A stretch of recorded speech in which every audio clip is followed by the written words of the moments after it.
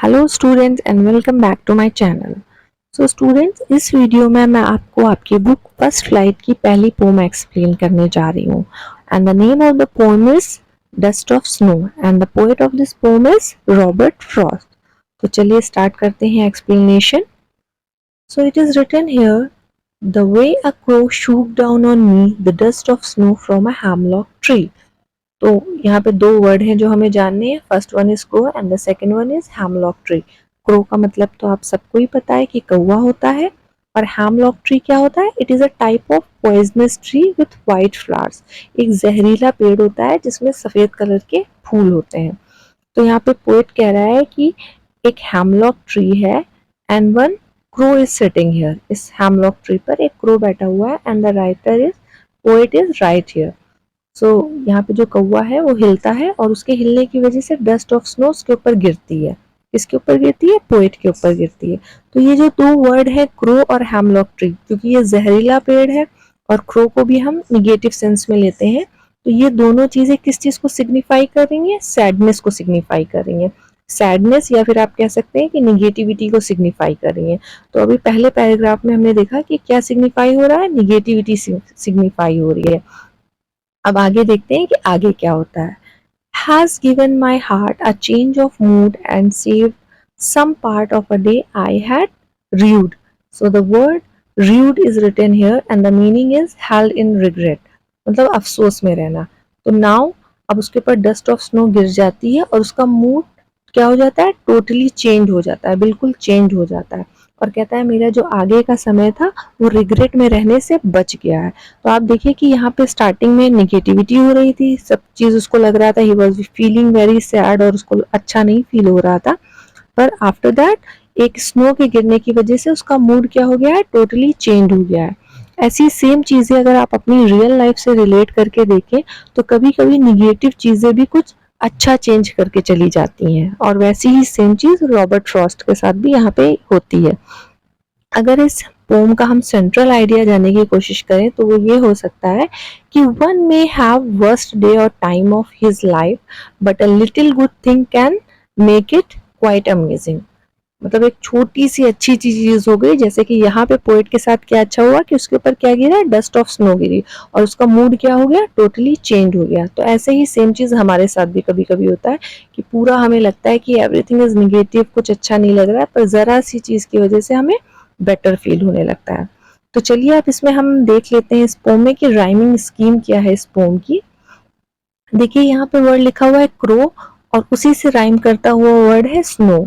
तो क्रो को हम ए दे देते हैं और स्नो को ए लिख देते हैं। यहाँ पे देखिए वर्ड है मी एंड ट्री, तो me and tree are also rhyming. तो यहाँ पे इसको बी दे देते हैं, इसको बी दे देते हैं। और अगर आगे हम देखते हैं मिलता जुलता वर्ड, तो हार्ट, हार्ट से राइम करता हुआ वर्ड है पार्ट, तो इसको हम सी दे देते हैं, इसको सी दे देते हैं।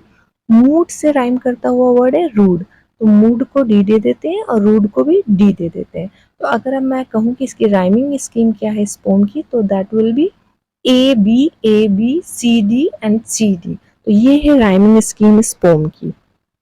अब चलिए कुछ पोएटिक डिवाइसेस की भी बात कर लेते हैं कि आप इस पोम में क्या पोएटिक डिवाइसेस यूज हुई हैं। तो चलिए स्टार्ट करते हैं। हमारी पहली पोएटिक डिवाइस इसमें क्या यूज हुई है? That is alliteration. अलिट्रेशन का मतलब, अलिट्रेशन कैसे इसमें यूज हुई है वो भी हम समझते हैं। अलिट्रेशन का मतलब होता है जब सेम साउंड रिपीट होता है। तो चलिए देखते हैं यहाँ कहाँ सेम साउंड रिपीट हो रहा है। As you can see here it is written saved some. तो दोनों जगह पे सेम साउंड रिपीट हो रहा है। तो जब सेम साउंड रिपीट होता है तो दैट इज एलिट्रेशन। यहाँ पे हम देखेंगे हैज, हार्ट, ये दो वर्ड जो है सेम साउंड वाले हैं, तो यहाँ पे भी क्या हो रहा है? एलिट्रेशन हो रहा है।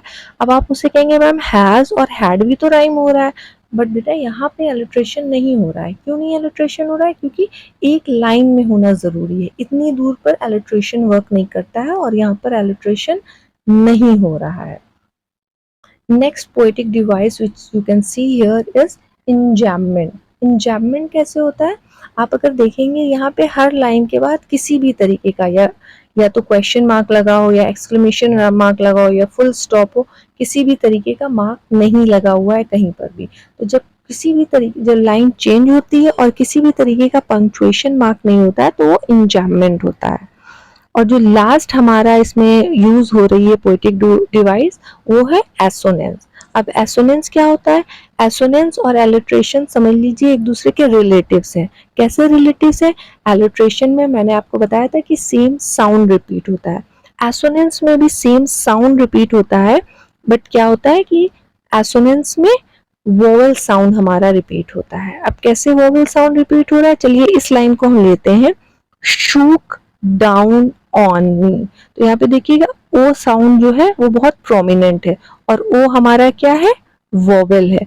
तो जब वोवेल साउंड हमारा प्रोमिनेंट है, रिपीट हो रहा है, तो वो एसोनेंस होगा। एलिट्रेशन में चाहे वोवेल रिपीट हो रहा हो चाहे कॉन्सोनेंट रिपीट हो रहा हो, that is alliteration. Same sound repeat होना इंपॉर्टेंट है, पर एसोनेंस में हमारा वोवेल साउंड रिपीट होना इंपॉर्टेंट है। तो हमारी जो तीन यहाँ पे पोएटिक डिवाइसेस यूज हुई हैं वो है assonance, enjambment and alliteration. I hope guys कि आपको ये एक्सप्लेनेशन समझ में आया होगा, और अगर आपको ये एक्सप्लेनेशन समझ में आया है, आपको अच्छा लगा है, तो please like and subscribe to my channel and please don't forget to share with your friends. Okay, so bye everyone and take care.